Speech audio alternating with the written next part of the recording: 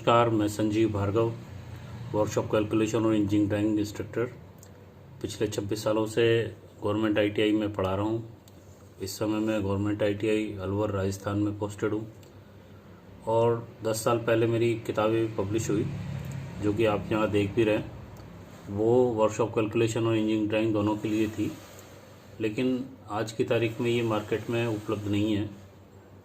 तो अब मैं आपके लिए जो वीडियो लेके आया हूँ वो यूनिट वाला चैप्टर है, जिसके मैं ऑलरेडी आपको 2 वीडियो बना के डाल चुका हूँ और तीसरा वीडियो मैं आज बना रहा हूँ।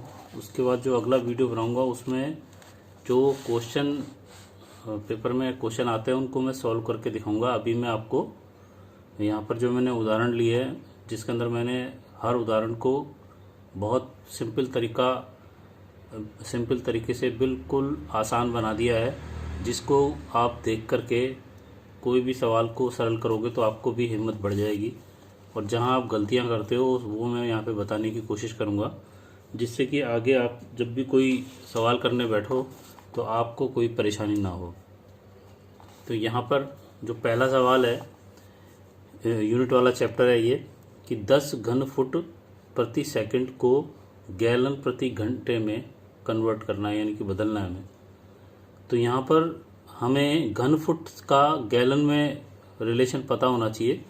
तो चूंकि 1 घन फुट बराबर 6.25 गैलन होता है, उसके बाद हमको सेकंड को घंटे में बदलना है। तो यहाँ पे हमें पता होना चाहिए कि जो इकाई है वो छोटी कौन सी है और बड़ी कौन सी है। तो यहाँ सेकंड और घंटे में घंटे की इकाई बड़ी है, तो जब सेकंड से घंटे के अंदर अपन इस यूनिट को बदलेंगे तो हम वहाँ पर भाग देंगे, क्योंकि हम छोटी से बड़ी यूनिट कन्वर्ट कर रहे हैं। तो यहाँ पे हम जानते हैं कि 3600 सेकंड का 1 घंटा होता है, इसलिए 1 सेकंड को यहाँ 3600 जो है उसकी जगह आप लिख सकते हो 3600 गुणा 1 सेकंड। तो यहाँ 1 सेकंड और 3600 आप यहाँ पे 1 घंटे के नीचे ला सकते हो। तो यहाँ 1/3600, तो 1 सेकंड की वैल्यू हमारे पास यहाँ घंटों में आ जाएगी 1/3600। तो हमारा जो सवाल था 10 घन फुट पर सेकंड को गैलन में।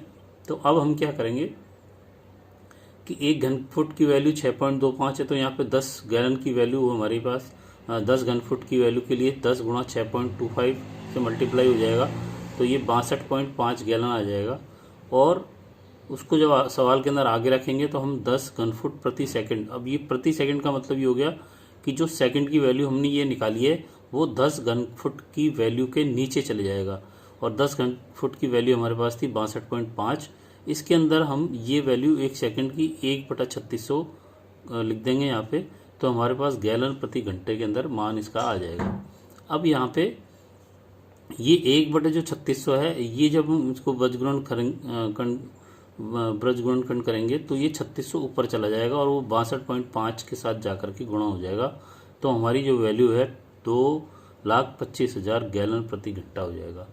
तो यहाँ जो हमको सीखने वाली बात क्या है कि जब हम सेकंड से घंटे की तरफ जाएंगे तो छोटी इकाई को जब बड़ी में कन्वर्ट करेंगे तो वहाँ भाग देना पड़ता है।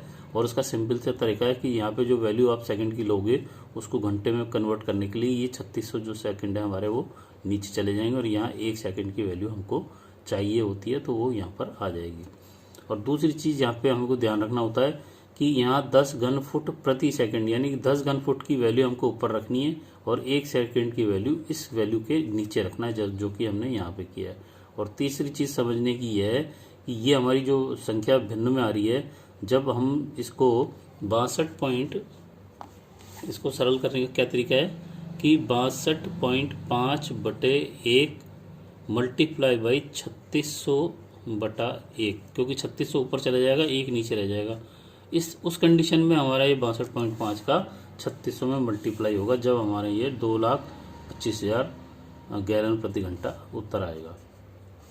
इसके बाद दूसरा हमारा सवाल है 12 किलोग्राम मीटर पर सेकंड। अब यहाँ पे 3 इकाई आ गई, किलोग्राम, मीटर और सेकंड, और 3 इकाई हमारी हैं जो पूछी जाएंगी, पौंड, फुट और प्रति घंटा।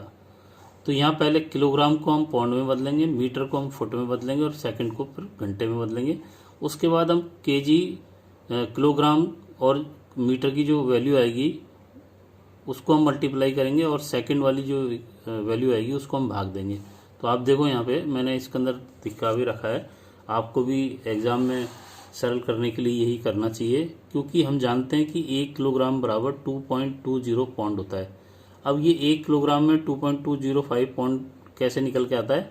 1 किलोग्राम की वैल्यू होती है 1000 ग्राम और 1 पौंड की वैल्यू होती है 453.6। तो हमको अगर इसको वैल्यू निकालनी है तो हमको क्या करना चाहिए, आप देख लें यहाँ पे कि 1 केजी बराबर होता है हमारा 1000 ग्राम और 1 पौंड होता है हमारा 453.6 ग्राम। तो अब अगर हमको 1 केजी के अंदर पौंड की वैल्यू निकालनी है तो हम पहले 1 केजी की जो वैल्यू है वो रख देंगे और इसके अंदर पौंड की वैल्यू का भाग देंगे, तब ये 2.205 आ जाएगा। 1 केजी बराबर यहाँ पे ये पौंड हो जाएगा। तो आपने देख लिया किस तरह से ये आता है। तो यहाँ पर हमारा 1 केजी का मान 2.205 पौंड हो गया। तो 12 केजी का मान 12 से इस संख्या को गुणा करेंगे तो हमारा 26.46 पौंड आ जाएगा। इसके बाद ये कह रहा है कि मीटर को फुट में बदलो। तो हम जानते हैं कि 1 मीटर की वैल्यू 3.28 फुट होती है। सिंपल है, सीधा ये आ जाती है, याद रहनी चाहिए। और तीसरी है सेकंड का घंटे में। तो ये हमने अभी कन्वर्ट किया ही था ऊपर वाले सवाल में कि 1 सेकंड की वैल्यू 1/36 होती है। अब यहाँ पे हमारी तीनों वैल्यू की मान रखेंगे यहाँ पे और सेकंड वाले वैल्यू की मान नीचे रख देंगे। तो 12 केजी की वैल्यू हमारी 26.46 पौंड थी। 1 मीटर की वैल्यू हमारी 3.28 थी जो हमने यहाँ मल्टीप्लाई कर दी इसके साथ। उसके बाद जो सेकंड की वैल्यू आ रही है हमारे पास घंटे में कन्वर्ट करके, तो वो हमारी नीचे जाएगी क्योंकि यहाँ पे प्रति का चिन्ह लगा हुआ है। तो ये 1/36 यहाँ लिख देंगे। तो ये 3600 बजगुणन जैसे हमने ऊपर वाले सवाल में किया था उसी तरह हम इसको ऊपर लेके चले जाएंगे। तो हमारा ये मल्टीप्लाई करने पे 3,12,439.68 पौंड प्रति घंटा आ जाएगा। तो ये इस तरह से आप अगर करोगे तो आपको सवाल को सरल करने में आसानी होगी। जल्दी जल्दी करते तो गलतियां हो ही जाती हैं। इसके बाद एक ये आता है कि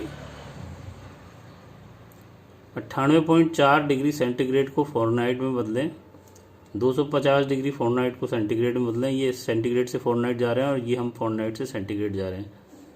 तो ये जो सवाल है 4 में से 2 मैं आपको समझा देता हूँ क्योंकि वीडियो फिर बहुत बड़ा हो जाता है।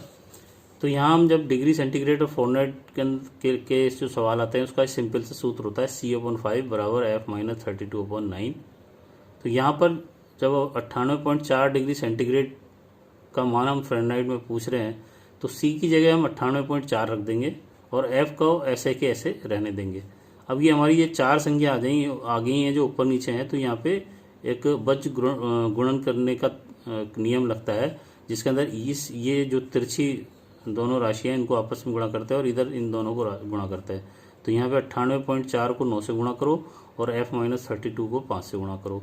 उसके बाद 5 को जब हम यहाँ से अंदर उसमें गुणा करेंगे और इसको यहाँ गुणा करेंगे तो ये तो हमारा आ गया 885.6 और यहाँ आ गया 5F-32 को 5 से गुणा करेंगे तो 160 आएगा। अब यहाँ पक्षांतर का मतलब होता है कि जब हमको F की वैल्यू निकालनी है तो हमारी ये जो संख्या है माइनस की 160, इसको हमको बराबर के दूसरी तरफ लेके जाना है, उसको हम पक्षांतर कहते हैं। तो जब ये पक्षांतर होता है तो यहाँ पे जो भी चिन्ह होता है वो बदल के अपोजिट हो जाता है, यानी कि माइनस का प्लस हो जाएगा और प्लस का माइनस हो जाएगा। तो ये 160 जब इधर जाएगी तो प्लस होके जाएगी।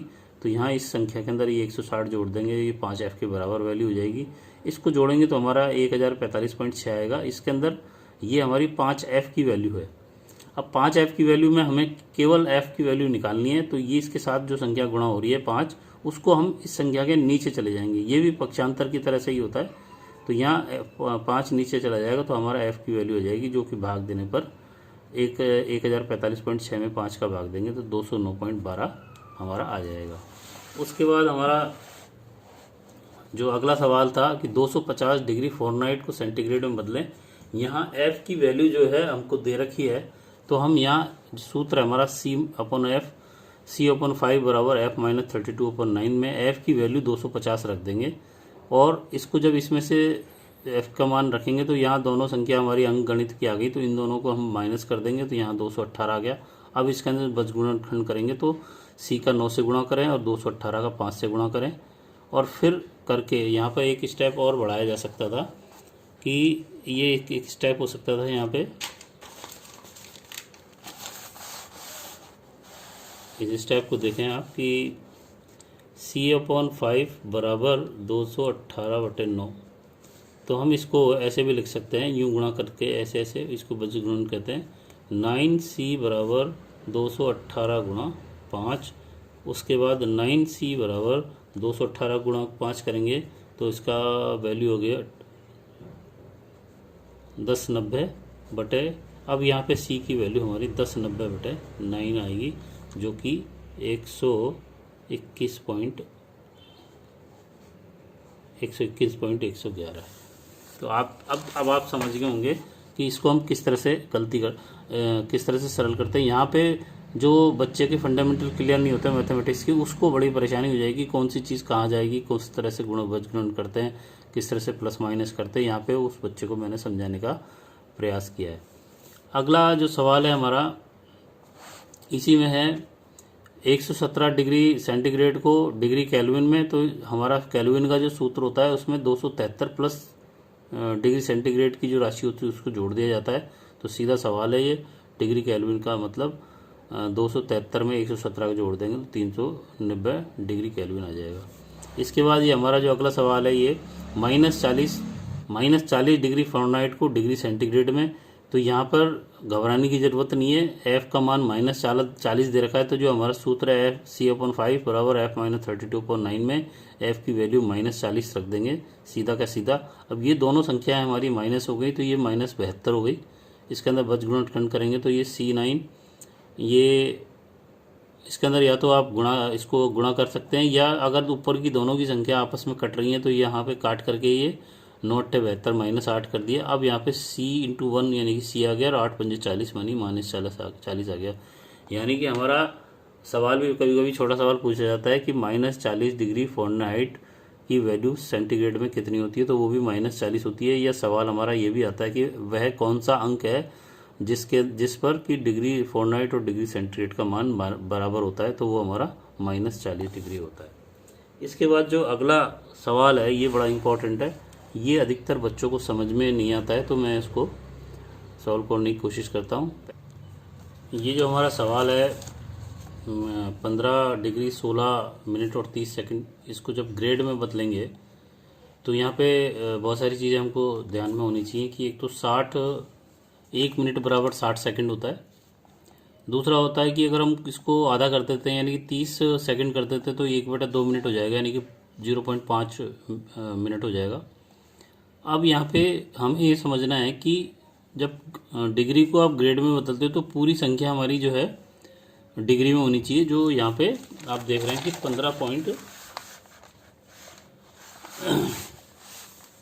15 डिग्री 16 मिनट और 30 सेकंड के अंदर 15 तो हमारा डिग्री में है, लेकिन 16 मिनट और 30 सेकंड हमारा डिग्री में नहीं है।